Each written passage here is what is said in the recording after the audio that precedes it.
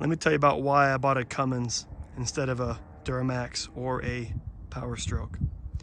When I was in college, I sold cars to get through school, and a couple of different places. One place after college, even, as a used car place, and at that place especially, you know, I saw a lot of trucks come through, either as trade-ins, or quite often we'd buy diesels from the auction, and then we would get them and we would run them through the shop and do compression tests and that kind of thing on them. And it happened all the time with Duramax and with the Powerstroke. Well, we send them back. We buy a truck with, you know, 80,000, 120,000 miles on it, where it's quote unquote just getting broken in, and for some reason it had a blown motor already, had bad turbos that were clogged up or blown, so however they were blown, you know, leaking head gaskets and stuff like that. And it happened all the time, where I would see these cars. I'd even be trying to sell them sometimes. I even would sell them pre-shop sometimes.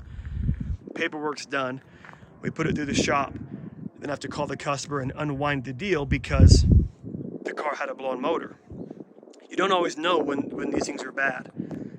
They might drive, they'll usually drive normal when they're not towing, and then people go and tow, and then all of a sudden the power gets cut. You have to limp it along. So I had one customer, he bought a Ford, pretty low miles, nice truck.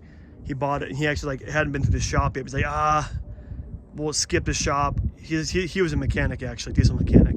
He looked it over and took it to go pick up a boat from, you know, Nebraska or whatever. Then I live in Utah, and coming back with that boat, power cut out. He had to limp it home, and yeah, we still took care of him, even though he kind of waived it going through shop of his own will, you know.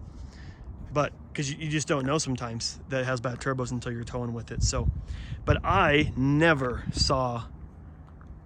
We never bought a Ram from the auction and then sent it right back to the auction because it had a blown motor. We just never did. So I think one time we took it into the car and we knew it was blown. We sent it to the auction, right? But so they're not perfect, right? People can abuse them, of course. But from what I saw, and you know, my years in the car business, the Cummins were just really, really reliable, and they had the least issues of all diesels, it appeared to me. So my father-in-law, he's had a Cummins, for as long as I've known him, for about 13 years now. And there's been times where he's put on 80,000 miles a year on his trucks, towing heavy trailers up and over mountain passes and stuff, going from Utah to California and everything. And very few times has he ever been stuck, you know. He's had to do maintenance and stuff like that, of course, but they've really been pretty dang good and pretty impressive considering what they've been through. So, and the other reason why I got a Ram instead of a Duramax or a Ford, honestly, I love this interior. Ford has a nice interior as well, actually, but I just really don't like Powerstrokes. But the Duramax interiors, I just really wasn't a fan. And this Laramie, it's like just kind of old school. Has like a cowboy look to it, you know. It's a nice interior for the price. This is only 72 grand for this truck, and it's got it's a real bench seat.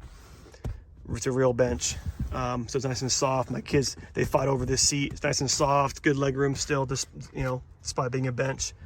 And it's just yeah, fantastic truck. So I did look briefly at some Fords and some Chevys, but I just would never own that type of motor.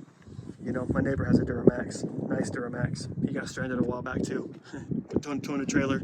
He has low miles on his and everything. Just turbos cut out. So, anyways, if you're looking at diesels and don't know much about them, I'd say Cummins is the way to go.